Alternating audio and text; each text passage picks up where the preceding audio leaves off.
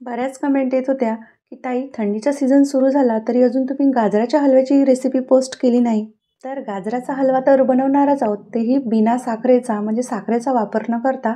तर त्याच्या जागी मी काय वापरलेला आहे, किंबहुना साखरेपेक्षा जास्त चविष्ट हा हलवा बनून तयार होतो. अगदी लग्नात हॉटेलमध्ये वाफाळलेला गरमागरम जसा गाजराचा हलवा मिळतो ना, सेम टू सेम तशीच किंवा किंबहुना त्याच्यापेक्षा जास्त टेस्टी हा हलवा बनून तयार होतो.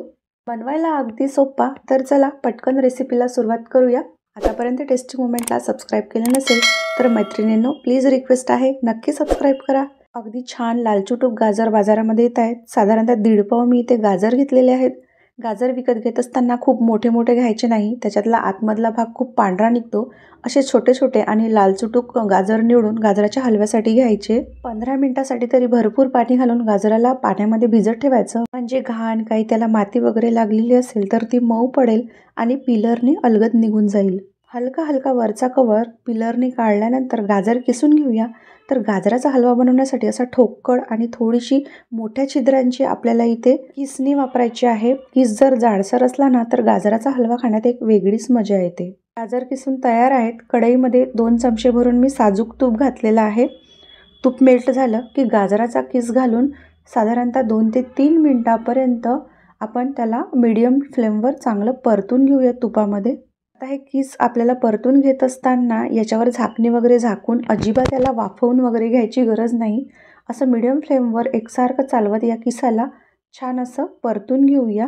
गाजराचा हलवा बनवत असताना खूप जास्त त्याला ओव्हरकुक करायचं नाही किंवा खूप जास्त किसाला शिजवायचं नाही.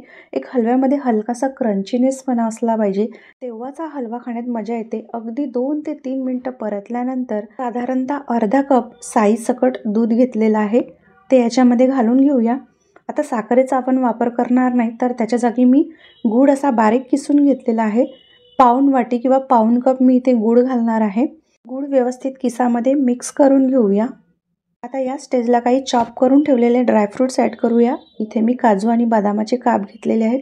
याच्यासोबत आणखी तुम्ही पिस्ता वगैरे याच्यामध्ये ॲड करू शकता. अगदी चिमूटभर आपल्याला या हलव्यामध्ये मीठ घालायचं आहे. कोणतीही गोड वस्तू म्हटली की मिठाशिवाय त्या वस्तूला चव येत नाही, तर अगदी किंचित थोडंसं मीठ घातलेलं आहे.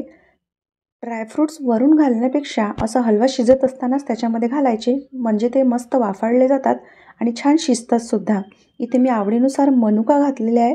हे ऑप्शनल आहे, तुम्ही स्किपसुद्धा करू शकता. गॅसची फ्लेम मीडियम टू हायच्या दरम्यान ठेवून याला ड्राय होईपर्यंत सतत चालवत राहूया. बघू शकता या हलव्यामधला किस आणि किस मोकळा आणि सुटसुटीत दिसत आहे. खाताना सुद्धा तेवढाच चविष्ट हा हलवा बनून तयार होतो. बऱ्याच व्हिडिओमध्ये सांगतात की खवा वापरा, मावा वापरा, काहीही गरज नाही आहे. अगदी अर्धा वाटी जरी तुम्ही साईसकट म्हशीचं किंवा गाईचं दूध जरी घातलं ना, तरी खूप सुंदर हलवा बनून तयार होतो. आणि अजिबात इथे साखर न वापरता आपण हा गुळापासून हलवा बनवलेला आहे आणि बिलीव्ह मी एवढा टेस्टी हा हलवा बनून तयार झाला. एकदा तुम्ही गुळाचा वापर केल्यानंतर पुन्हा दुसऱ्यांदा साखर घालणार नाही.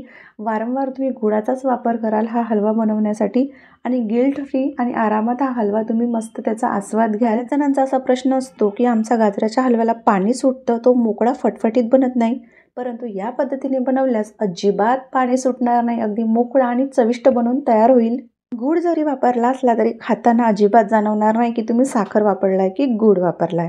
तर मैत्रिणींनो, रेसिपी आवडली असल्यास प्लीज एक लाईक जरूर करा आणि व्हिडिओला लाईक करायला विसरू नका. Bye everyone.